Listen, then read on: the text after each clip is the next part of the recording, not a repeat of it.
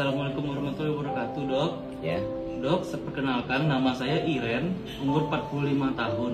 Saya dan suami tinggal di kawasan Tunggul Hitam, Padang. Kami sudah memasuki usia pernikahan kelima, hingga saat sekarang saya belum hamil. Saya sudah beberapa kali berobat ke dokter kandungan dan orang pintar. Saya diberikan obat penyubur, tapi sampai sekarang belum hamil juga. Pertanyaan saya, bisakah saya hamil, Dok? Tolong penjelasannya, dokter. Terima kasih banyak, dokter. Oke, terima kasih pertanyaannya. Jadi sebelum melakukan program hamil, yang harus kita lakukan tahap pertama itu adalah namanya screening investigasi infertilitas. Itu merupakan pemeriksaan yang wajib kita lakukan pada semua pasangan suami istri yang belum memiliki keturunan. Dan yang screening dasar, yang dikatakan screening dasar investigasi infertilitas itu adalah yang pertama adalah USG transvaginal. USG transvaginal ini dilakukan pada haid hari kedua atau haid hari ketiga. Tujuan kita menilai anatomi dari rahim dan anatomi dari indung telur dan mengidentifikasi segala macam jenis penyakit atau kelainan baik di rahim maupun di indung telur wanita tersebut. Kemudian pemeriksaan yang kedua adalah pemeriksaan namanya HSG atau hysterosalpingografi.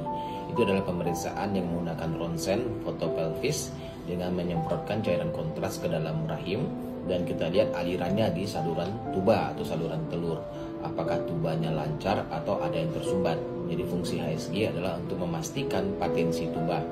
Apakah tubanya lancar atau ada yang tersumbat, baik tuba kanan maupun tuba kiri. Dan yang ketiga adalah pemeriksaan analisa sperma. Pada analisa sperma kita nilai jumlah dan kualitas sperma. Dari hasil 3 pemeriksaan dasar ini, USG transvaginal, HSG, dan analisa sperma, semua informasi ini kita kumpulkan baru kita lakukan analisis. Setelah kita lakukan analisis, barulah keluar rekomendasi program hamil. Maka program hamil itu terbagi atas 3. Yang pertama adalah program hamil alami, cycle tracking. Itu adalah program hamil dengan menggunakan obat-obatan untuk menumbuhkan sel telur. Kemudian pada saat ovulasi, si wanita dan suaminya disuruh berhubungan, yaitu 1 hari sebelum ovulasi, pada hari ovulasi, dan 1 hari pasca ovulasi. Dan kedua adalah program hamil inseminasi. Pada program hamil inseminasi ini kita juga menumbuhkan sel telur, kemudian kita buat ovulasi si wanitanya. Kemudian pada saat ovulasi, sperma dikeluarkan dan diolah di laboratorium. Diambil sperma aktif atau yang bagus. Kemudian sperma aktif ini kita masukin ke dalam kateter dan kita semprotkan langsung ke puncak rahim si wanitanya. Sehingga sperma itu langsung masuk ke saluran tuba dan langsung bertemu dengan sel telur yang sudah ovulasi sebelumnya. Dan yang ketiga baru kita sebut dengan teknologi reproduksi berbantu IVF atau bayi tabung.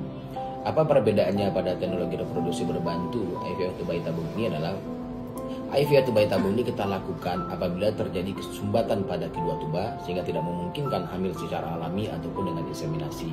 Yang kedua adalah pada keadaan di mana cadangan telur wanitanya sudah sangat menurun atau sudah sangat signifikan menurun. Yang ketiga adalah pada keadaan di mana ada gangguan sperma yang berat atau severe oligoasterotrato misalnya. Sehingga kita harus melakukan intervensi dengan teknologi reproduksi berbantu.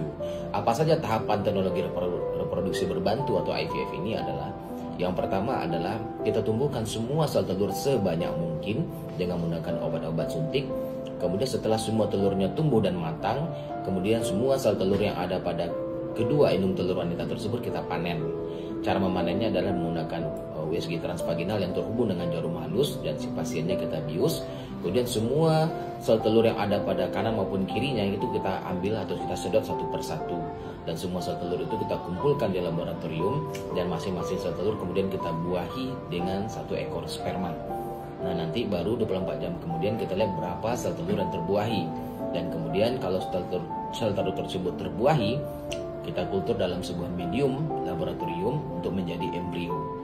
Nah, embrio ini kita kultur sampai usia 3 sampai dengan 5 hari. Biasanya kita kultur sampai usia 5 hari atau stadium blastokis. Nah, setelah kita dapatkan embrio stadium blastokis, maka barulah embrio tersebut kita transfer ke dalam rahimnya. Atau embrio tersebut kita simpan beku dulu dalam sebuah tabung yang berisi nitrogen cair.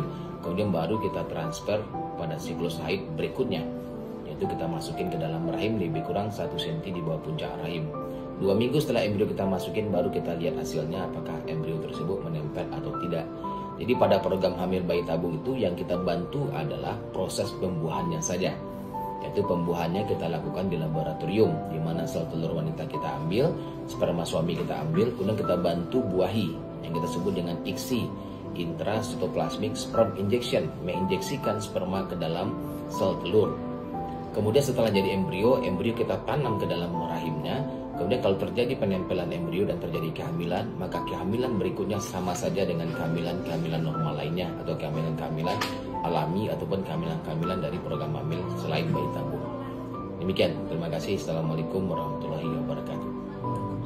Berapa menit?